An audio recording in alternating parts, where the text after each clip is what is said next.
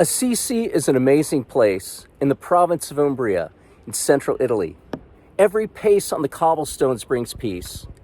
And this town, of course, was made famous by St. Francis, whose legacy needs no explanation. Now, I am so grateful every time I could visit here, as St. Francis was the namesake of my father, Francisco, or Frank as everyone called him. He passed on April 1st, 2010, and somehow his presence is felt here. And one of the most important places in Assisi is the Basilica of St. Francis, right behind me, the mother church of the Franciscan order.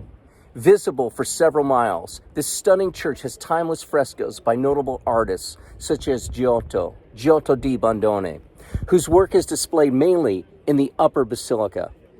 Now, the church foundation stone was laid by Pope Gregory IX after he canonized St. Francis on July 16, 1228.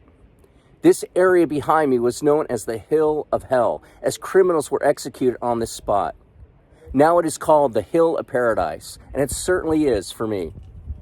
The lower basilica is also interesting. It's a cavernous wonder, and to the northeast corner, a side chapel displays relics of the saint.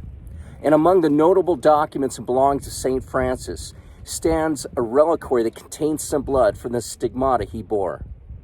And deeply moving is the lowest crypt chamber wherein lies the tomb of the saint, flanked by the remains of his closest companions. Now, originally, St. Francis' remains were buried deep below the foundation for fear of theft or desecration. After excavations, the remains of St. Francis were rediscovered in 1818, and some years later, the crypt was built so the tomb could be visited.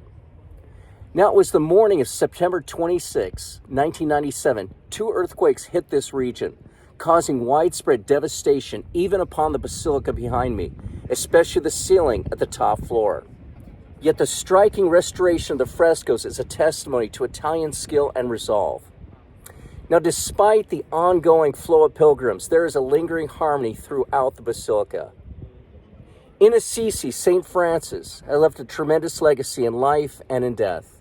His feast is October 4th. Thank you, St. Francis, for all your intercession upon my own family and friends and relatives.